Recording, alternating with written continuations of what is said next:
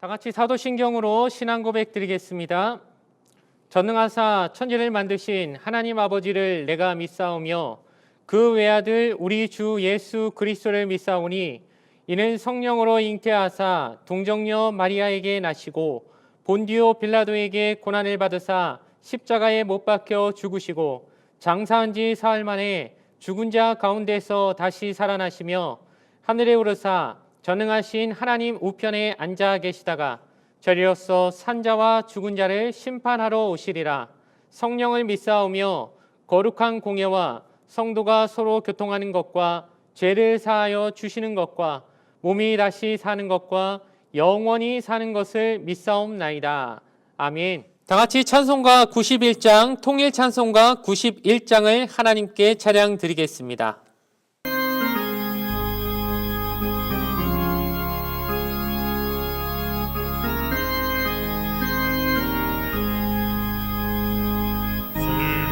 마음 있는 사람 예수 이름 믿으면 영원토록 변함없는 깊은 마음 얻으리.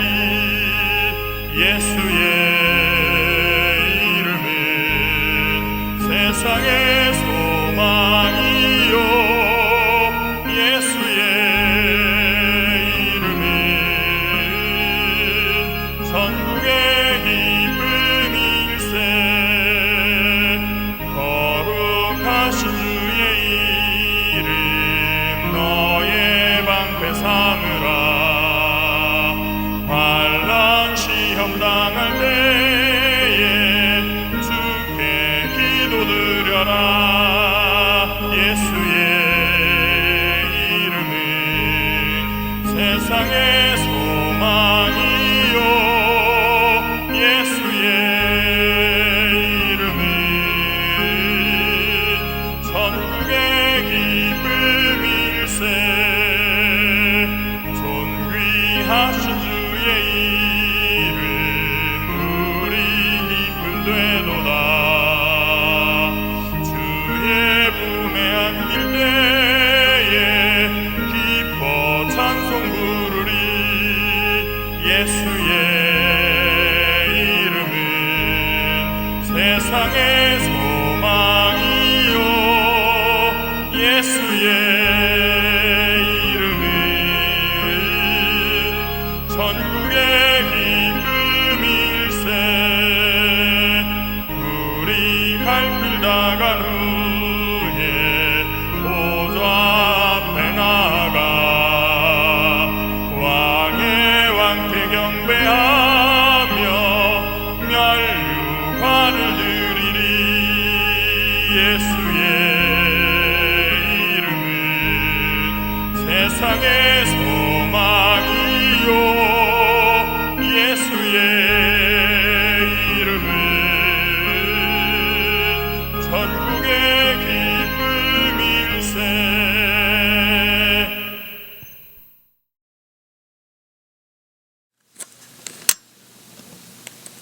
복의 그른 되시는 참 좋으신 하나님 아버지, 감사와 찬양과 영광을 하나님 앞에 올려드립니다.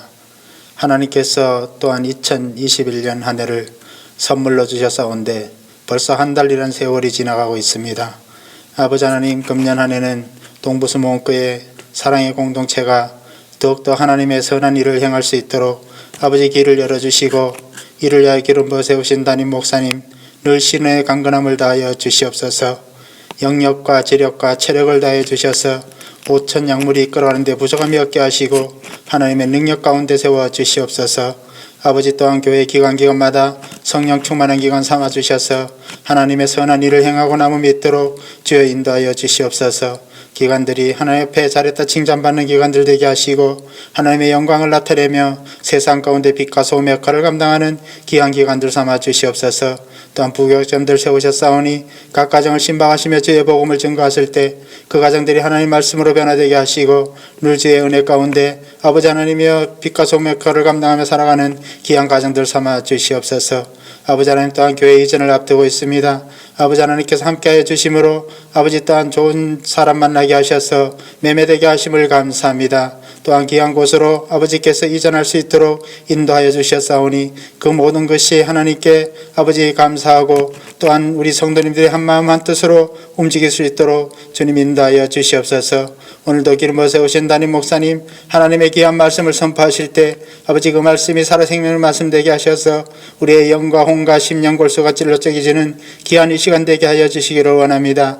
아버지 하나님 오늘도 아버지 영상 예배로 하나님의 영광 드리는 귀한 성도님들 아버지 하나님께서 그 심령에 함께하여 주시고 아버지 때를 따라 내리시는 하나님의 은혜로 채워주셔서 부족함이 없게 하시고 병든 육신이 치료받게 하시고 힘든 문제가 해결받는 귀한 시간 되게 하여 주시옵소서. 아버지 하나님 또한 모든 아버지 사랑의 공동체 한 사람 한 사람 기억하여 주셔서 아버지 하나님 늘 주님의 은혜 가운데 복된 삶을 살아가며 이웃들에게 선한 일을 행할 수 있도록 주님께서 함께하여 주시옵소서. 예배 시종을 주님께 의탁하오며 예수님 이름 받들어 간절히 기도 올리옵나이다. 아멘. 이 시간 은혜 받으실 하나님 말씀은 신약성경 갈라디아서 1장 6절 이하 10절의 말씀입니다. 갈라디아서 1장 6절에서 10절까지의 말씀, 신약성경 301면에 있습니다. 신약성경 301페이지에 있는 갈라디아서 1장 6절에서 10절까지 말씀을 제가 읽어 드리겠습니다. 그리스도의 은혜로 너희를 부르신 이를 이같이 속히 떠나 다른 복음을 따르는 것을 내가 이상하게 여기노라. 다른 복음은 없나니 다만 어떤 사람들이 너희를 교란하여 그리스도의 복음을 변하게 하려 함이라. 그러나 우리나 혹은 하늘로부터 온 천사라도 우리가 너희에게 전한 복음 외에 다른 복음을 전하면 저주를 받을지어다. 우리가 전에 말하였거니와 내가 지금 다시 말하노니 만일 누구든지 너희가 받은 것 외에 다른 복음을 전하면 저주를 받을지어다. 이제 내가 사람들에게 좋게 하랴 하나님께 좋게 하랴 사람들에게 기쁨을 구하랴 내가 지금까지 사람들의 기쁨을 구하였다면 그리스도의 종이 아니니라. 오늘 주신 말씀을 가지고 담임 목사님께서 변질된 복음을 주의하자는 제목으로 하나님의 말씀을 선포해 주시겠습니다. 할렐루야. 오늘 본문을 중심으로 해서 변질된 복음을 주의하자라는 제목으로 함께 은혜를 나누고자 합니다. 저와 여러분은 그리스도인입니다.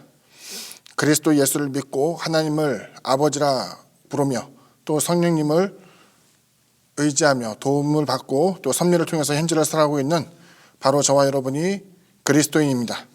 그리스도인은 분명 성경을 통해서 복음을 발견하고 복음의 가르침을 따라야만 합니다.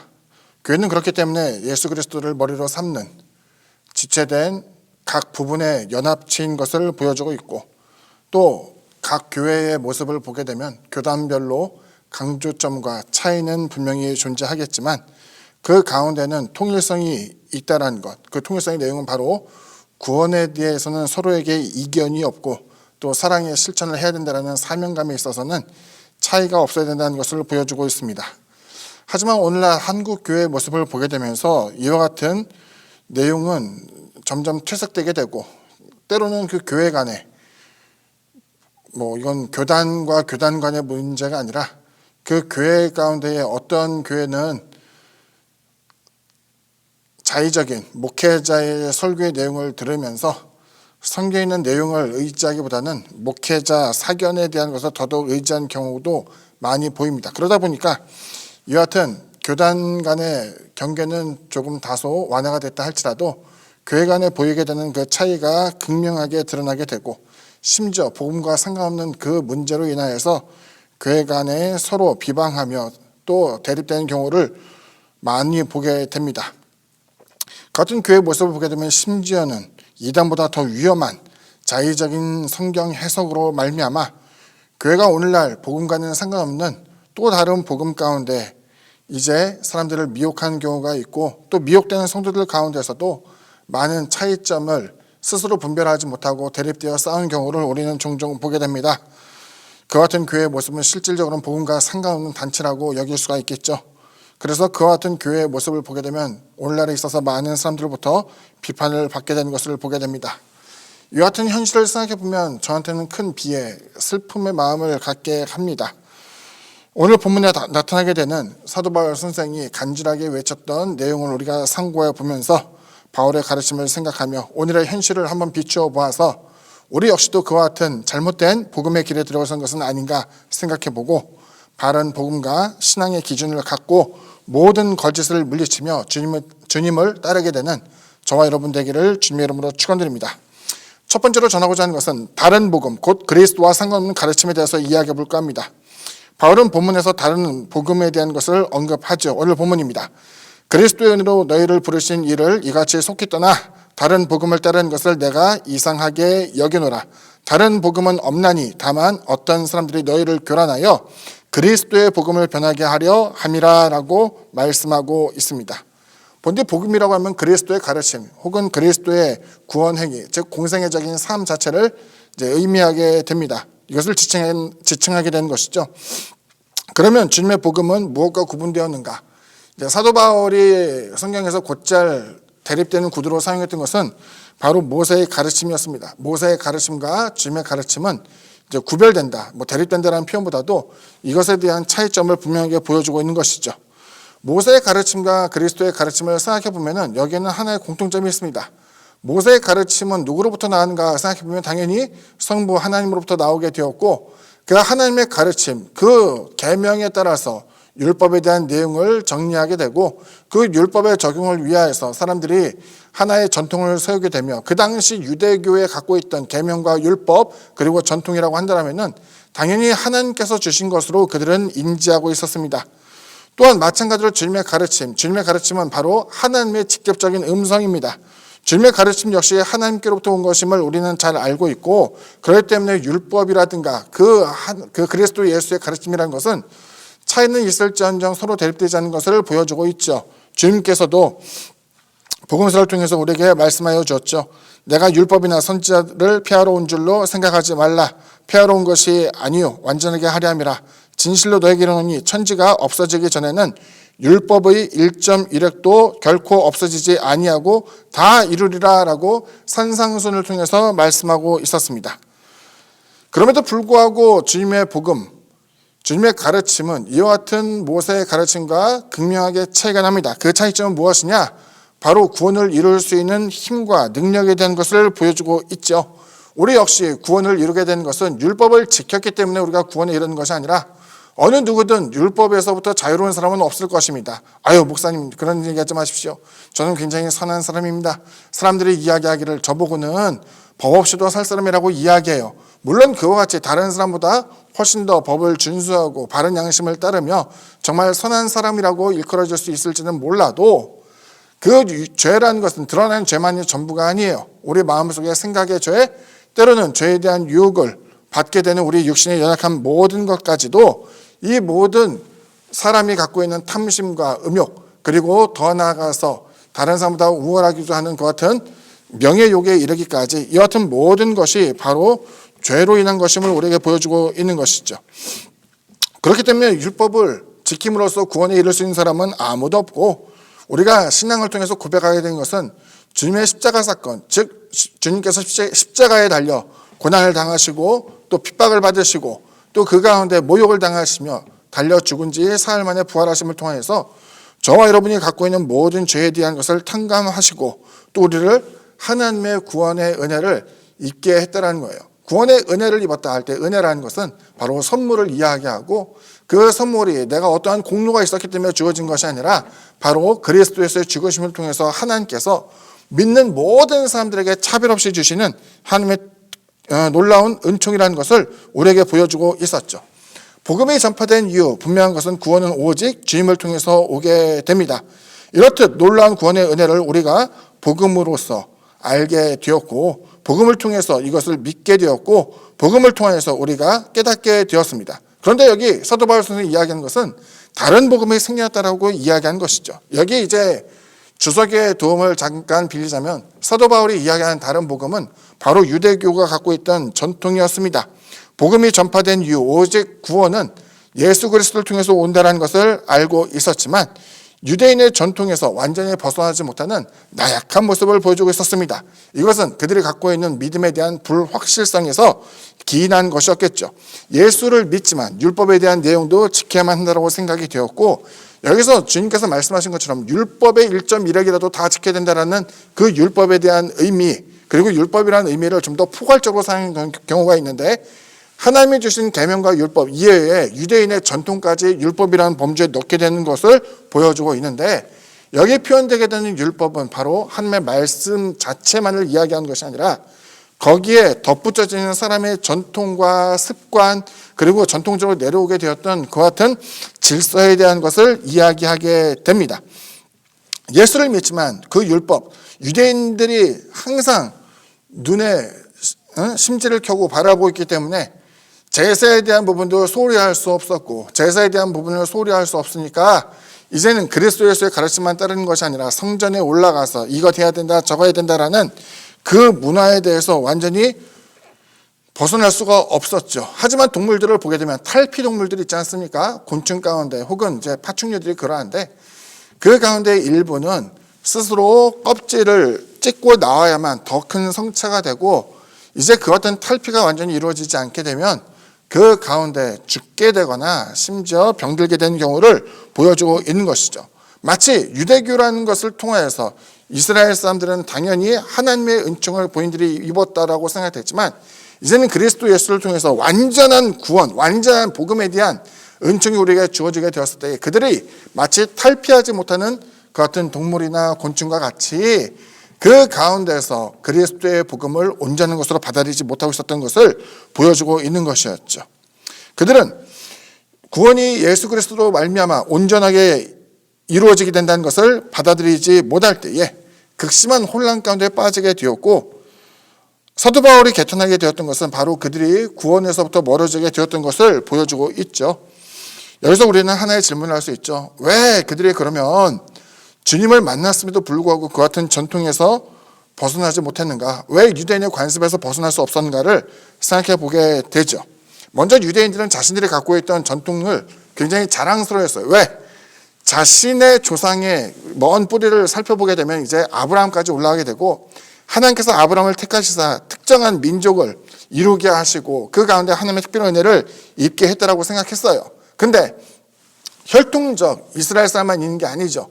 거기는 문화를 따르게 됩니다.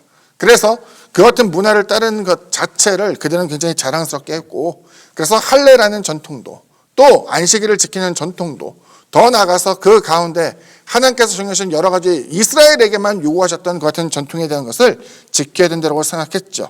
또한 그들은 유대감을 가질 필요가 있었어요. 핍박받고 있던 그 같은 히브리 민족이었기 때문에, 유대인이었기 때문에 그들은 자신들의 유대감을 이루기 위해서 다른 어떠한 전통을 따르지 않으려고 그들만의 전통을 고수하려고 하는 그 같은 마음도 있었죠. 그러기 위해서는 자신들이 갖고 있었던 그 문화를, 그들과 가장 가까운 문화를 존속시키려고 했기 때문이었죠. 하지만 주님의 복음이 이와 같이 그들이 갖고 있는 문화, 전통 혹은 관습, 습관을 따르려고 할 때 이것은 하나둘씩 변질되기 시작하였고, 사도 바울이 구원에 이르지 못하는 다른 복음, 곧 그리스도 예수와 상관없는 변질된 복음이 되었더라고 그가 이야기하게 된 것이었죠. 두 번째로 전하고자 하는 것은 오늘날 우리들의 모습과 흡사한 내용이죠. 오늘날의 다른 복음은 무엇인가? 바로 기독교 이단에 대해서 이야기해 볼까 합니다. 바울이 언급했던 다른 복음이 당시의 유대교와 유대교 전통, 그리고 유대인의 문화였다고 한다면, 오늘날에 있어서 다른 복음은 이제 우리나라의 경우죠. 한국의 토속신앙과 결부된 기독교 이단을 말할 수 있을 것입니다. 유대인의 전통이 있던 것처럼 우리나라의 전통도 뭔가가 있었다는 거죠. 기독교 이단의 특징을 보게 되면 과거 20, 30년 전에는 이제 토속 종교 혹은 토속 신앙에 결부된 것이 정말로 많았죠. 정한수를 떠놓고 정성과 공로를 강조하던 습관이 기독교와 결부된 것이었죠. 오늘날은 사이비로 규정되는 당시의 강조점은 개신교의 출발을 알리는 종교개혁의 원리에도 크게 벗어나게 된 것이었죠. 종교개혁의 원리는 뭡니까? 오직 성경, 오직 말씀, 오직 은혜, 오직 그리스도를 통해서, 오직 하나님의 영광을 위해서, 이 5가지 종교 원리라는 것이 존재하게 되는데, 그 가운데에 오직 믿음 혹은 오직 은혜가 아니라 사람의 공로, 정성, 새벽에 나가서 지성수를 지성을 드리기 위해서 물을 떠놓고 정한수를 떠놓고 기도하게 되는 그 같은 정성과 노력이 더 큰 그 신의 축복과 은혜를 입는다라고 생각하는 것 자체가 사실은 왜곡된 신앙의 모습이었다는 것이죠. 지금에 있어서는 이제 사이비로 규정되어진 여러 교회들의 모습을 보게 되면 당대에서는 그 당시에 사람들에게 많이 호응을 받게 되었어요. 하나님께 예배드리고 하나님께 기도하고 하나님께 금식하고 하나님께 영광을 돌리기 위해서 구제하는 그 여러 가지 모습이 사람들에게 비춰지게 되는 노력, 졸린 눈 비비면서 하나님께 기도하는 모습은 너무나도 좋은데 내가 이렇게 기도하니까, 이렇게 헌금을 드리니까, 이렇게 예배를 드리니까, 이렇게 구제하니까 더 나은 은혜를 주시겠지라고 하는 사람의 공로에 결부되는 그 같은 신앙의 모습은 잘못되었다는 것을 보여주고 있는 것이죠. 그러다 보니까 이와 같이 기도의 내용, 하나님의 은총을 삼하기보다는 마치 예금을 차곡차곡 부어서 적금 형태로서 만들게 되는 것처럼 내가 이만큼 기도했으니까 응답이 멀지 않았을 거야. 내가 이와 같이 애를 썼으니까 하나님의 도우심이 더 오겠지라고 생각하게 되는, 실질적으로는 하나님의 뜻과는 상관없는 어긋난 형식으로 드리게 되는 무익한 기도와 예배, 하나님의 주권을 인정하지 않고 내가 원하는 대로, 내가 바라는 대로 이루어질 것이라고 생각하게 되는 낙관적인 신앙의 태도로서 기독교의 변질을 또한 보여주고 있는 것이었죠. 게다가 교회에서 강조되는 것이 성경 말씀, 곧 그리스도 예수의 가르침, 하나님의 그 은혜와 진리, 이런 것들이 아닌 특정 교주죠. 이단이니까 특정 교주의 가르침에 따라서 잘못된 복음에 대한 내용이 규정되어지게 되고, 심지어는 그것에 대한 오류를 사람들이 지적하게 되면 그 비방을 피하기 위해서 거기에 무엇인가를 짜깁게 하고 덧입게 되어서 그것이 누더기처럼 만들어지게 되는 형식으로 변형되어서 오늘날에 있어서는 많은 사람들에게 비난을 받는 형태까지 이르게 되었던 것이죠. 이 같은 교회들의 잘못된 모습이 있음에도 불구하고 죄송스럽지만 한국 교회가 그 같은 복음의 변질을 방관해 왔어요. 흔히 교단에서는 교세 확장이라는 이름으로써 여러 개별 교회의 문제점이 무엇인지를 알고 있었지만 선뜻 그들을 이단으로 규정하며 내치지 못한 것이 바로 그 같은 문제입니다. 그리고 그 같은 잘못된 모습이 드러날 때마다 어떻게 되느냐? 다른 말로 하나둘씩 포장하게 되었어요. 그 사람들이 잘못된 건 인정한다. 그런데 그들이 갖고 있는 교회는 복음에 열정이 있어서, 열심이 있어서 그 같은 과오를 일으킨 것이다.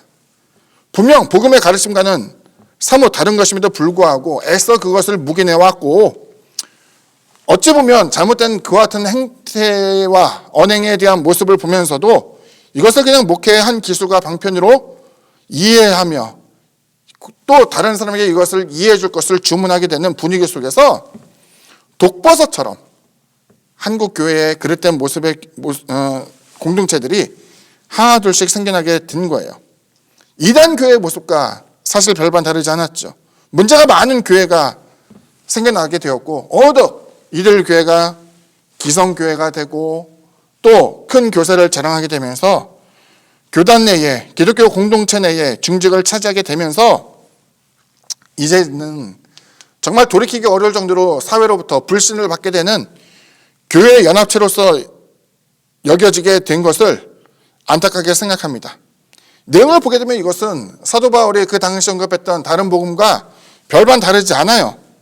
종교 개혁을 통해서 당시 구교, 가톨릭 교회를 이야기하죠.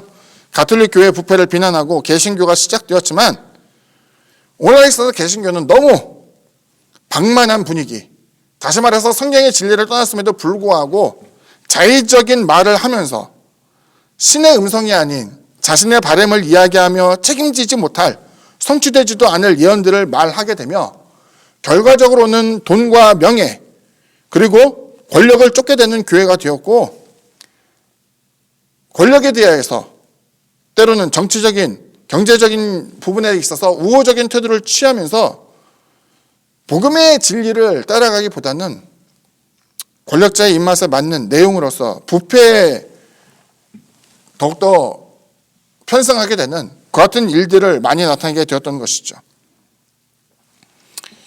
교회가 교회의 본질을 지켜나가기보다는 시대에 뒤처진, 그래서 빛과 소금이 아닌 부패를 촉진하는 모습으로 변질되게 되었고, 기독교 이단과 흡사한, 그리고 이단에 가까운 부패한 교회의 모습이 오늘날 여겨지게 된 셈이었죠.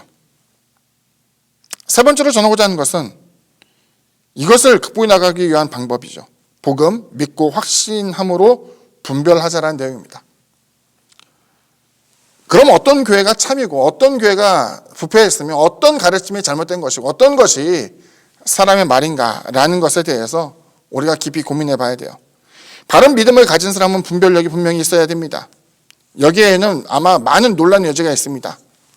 결국 당신 자신도 이와 같은 내용에 대해서 이야기하지만 당신이 세운 기준조차도 편중되고 편견에 사로잡혀 있고 또 당신의 경험 혹은 당신의 가치관에 의해서 결정되어진 것은 아닌가라는 것이 바로 논란의 여지가 될 것입니다. 혹은 사람들이 많이 훈련되어서 이제는 직관이라고 하죠. 그 같은 일들을 워낙에 많이 당해보니까 이제는 눈빛만 봐도 사람이 말하는 태도만 본다 하더라도 이와 같이 이 사람은 이럴 거야 저럴 거야 단정짓는 그것에 대한 것을 잘못된 직관으로서 이해할 수도 있겠죠. 성경을 보면서 우리가 난해하게 여기는 것 가운데 하나는 복음의 다양성이에요.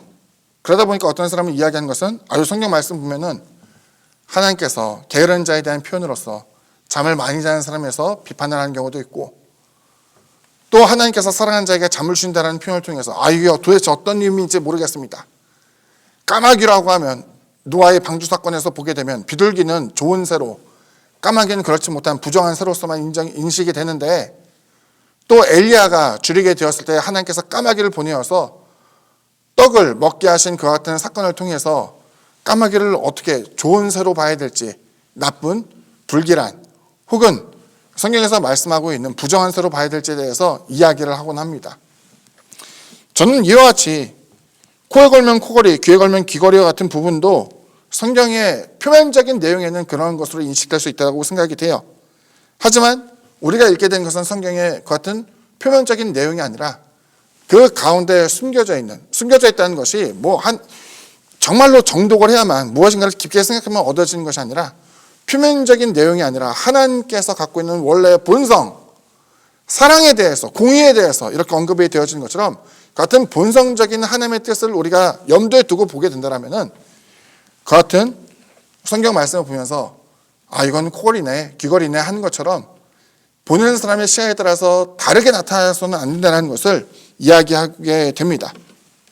분명한 것은 성경은 본문의 전후를 살펴봐야 되고 그것도 이해가 안 된다면 주석의 도움을 받아야 되고 그래도 안 된다면 성경에 대한 배경 지식을 찾아보게 되면서 처음엔 이게 뭔 뜻인가 알지 못했던 그 부분에 대해서 좀 더 명확하게 알게 되고 그 명확한 뜻이 드러나게 될 때에는 우리가 차츰차츰 하나의 분별력을 갖게 되어서 이것이 옳은 것인지 아닌지에 대해서 판단할 수 있게 되는 중요한 그 같은 통찰력을 얻게 되는 것을 보여주죠. 저는 이것이 굉장히 중요하다고 생각해요. 왜냐하면 우리가 갖고 있는 편견이 많고 또 우리가 갖고 있는 경험 이런 것들이 사실 서로 다르기 때문에 성경 본문 하나하나를 보면서도 서로 다른 가치로서 받아들일 수 있게 되는데 이와 같은 여러 가지의 것을 우선은 내려놓고 성경 본문 안에서만 그 내용을 또 성경의 배경 지식 안에서 그 내용을 해석하려고 할 때에는 비교적 진실된 성경의 가르침을 우리가 바라볼 수 있게 되기 때문입니다.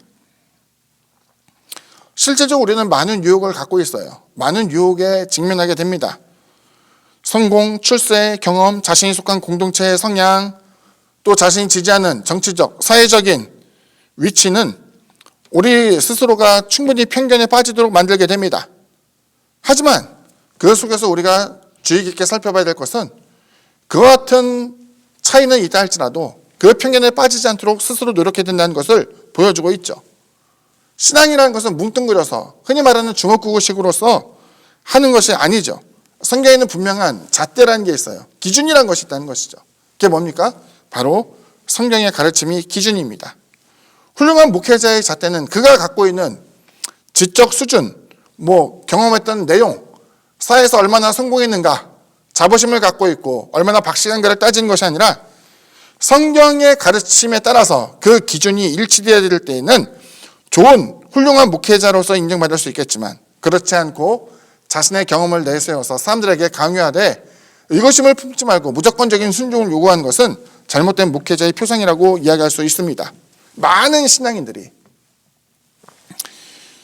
성경을 많이 찾아보지 않잖아요. 그러다 보니까 많은 신앙인들이 때로는 예수보다 목회자를 신뢰하고 성경을 찾기보다는 목회자의 설교에 의존하게 됩니다. 그런 신앙생활을 하게 되면 죄송한 이야기지만 스스로 분별력을 갖추기가 너무나 어려워요. 내가 선택한 것이 혹시 잘못된 것은 아닐까? 이 사람이 하나님의 말씀이라 이야기하고 저 사람이 하나님의 계시라고 이야기할 때마다 스스로 당황하면서 내가 저 음성을 놓친 것은 아닐까? 하나님의 뜻에 대해서 내가 간과한 것은 아닐까? 염려하게 되지만 그 같은 사람들이 말하는 유혹하는 이야기를 듣게 될 때에도 마음 깊숙한 곳에 우리 마음의 중심에 하나님의 말씀의 진위를 파악할 수 있는 분명한 기준을 성경을 통해서 훈련되어지고 성경을 통해서 확립되어 있다고 한다면 이것에 대해서 쉽게 흔들리지 않는 우리들의 모습이 될 수 있다는 것이죠. 주님은 2000년 전에 오셨어요. 그럼에도 불구하고 우리 사회에서 교회에 대한 비판의 내용을 보면은 불과 수백 년에 해당하게 되는 이념으로 경제에 있어서 하나의 이론에 가둬놓은 경우가 많이 있는데, 주님은 엊그제 오신 분이 아니잖아요.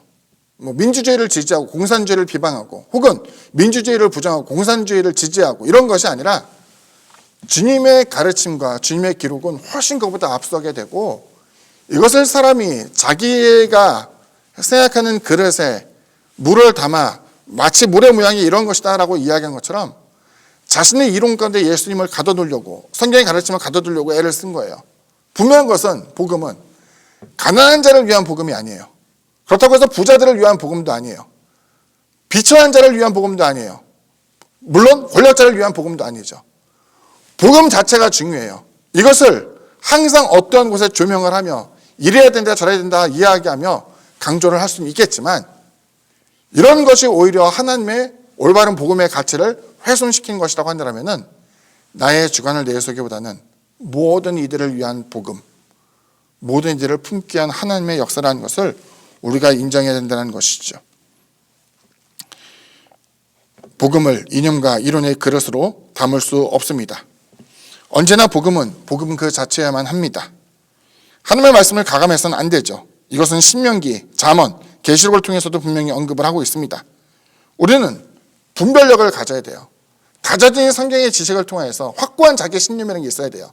그게 있을 때에 비로소 사람들의 미혹한 이야기를 듣고 우리가 분별하고 거절할 수 있게 되고 거부하게 됩니다. 미혹당할 때에 주님께 속한 자와 또 속하지 아니한 자, 그리고 또한 주님께 속한 것과 속하지 않은 것들을 우리가 분별할 수 있게 되기를 주님의 이름으로 부탁을 드립니다. 결론을 보고 마칩니다. 참된 목자와 삭군 목자의 이야기를 보면서 우리는 느끼는 것이 있습니다. 우리에게 분별력을 요구하는 것이죠. 사도 바울은 고린도전서 12장 14장 은사에 대한 내용을 언급하면서 영 분별을 말하였고 시험하여 판단할 것을 우리에게 가르쳤습니다. 그런데 과연 저와 여러분, 우리에게 그러한 분별력이 있을까요? 설령 그 분별력이 있다 하더라도 개인의 느낌입니까? 아니면 성경의 가르침입니까? 분명한 것은 기준이 모호하면 분별할 수 없고 결정하지 못합니다. 번번이 망설이게 되면서 신앙의 궤도에서 점점 떨어지게 됩니다.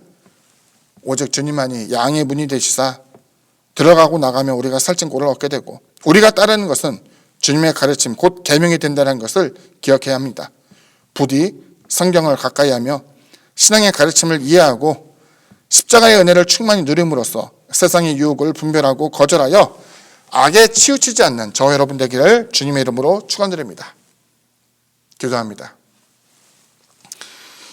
사랑의 주님, 오늘날 사회가 겪고 있는 많은 위기의 상황을 보면서 교회 가운데 옥석의 모습이 드러나게 됩니다. 신앙을 따른다 이야기하지만 세상을 향한 소금과 빛의 모습은 온데간데 없고 자신의 고집을 세우면서 많은 사람을 위태롭게 하는 정말 해악을 끼치게 되는 교회의 모습도 우리는 발견하게 되고, 양보하고 마치 사마리아 사람이 강도 많은 자를 위로하듯 자신의 일정을 뒤로 한 채 봉사하며 싸매어주고 낫게 하고 또다시 약속하며 많은 비용을 치르게 되는 그 같은 선한 모습의 교회를 또한 보게 됩니다.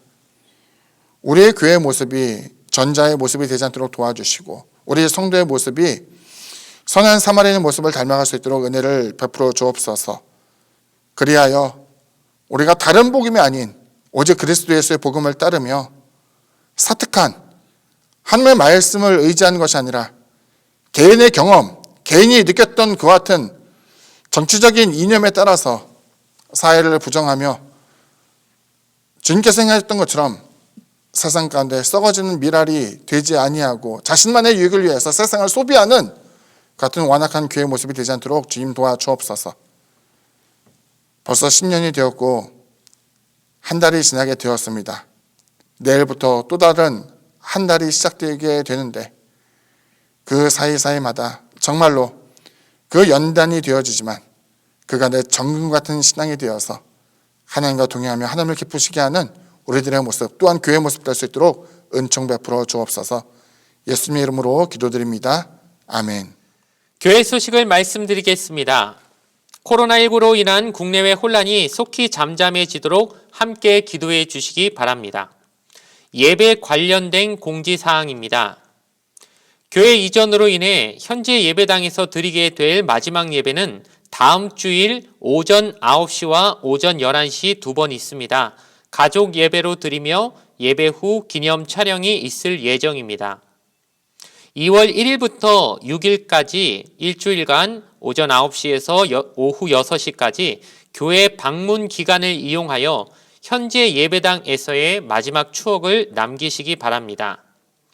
호평동 새 예배당에서 첫 예배는 3월 첫 주인 3월 7일 주일에 있습니다.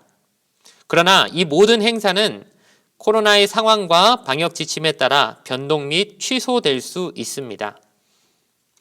연말 정산을 원하시는 분은 각 교구장과 교회로 연락 주시기 바랍니다. 교회 이전으로 인한 정리 물품을 무상으로 나눠드립니다. 교회로 연락 주시기 바랍니다. 온라인 헌금을 희망하시는 분은 아래의 계좌로 보내주시고 헌금을 보내실 때 성명, 교구, 헌금 목적을 기재해 주시기 바랍니다.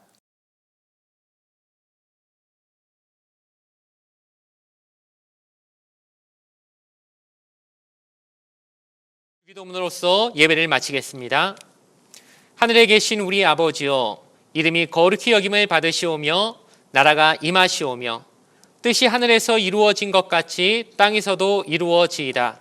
오늘 우리에게 일용할 양식을 주시옵고 우리가 우리에게 죄지은 자를 사하여 준 것 같이 우리 죄를 사하여 주시옵고 우리를 시험에 들게 하지 마시옵고 다만 악에서 구하시옵소서. 나라와 권세와 영광이 아버지께 영원히 있사옵나이다. 아멘.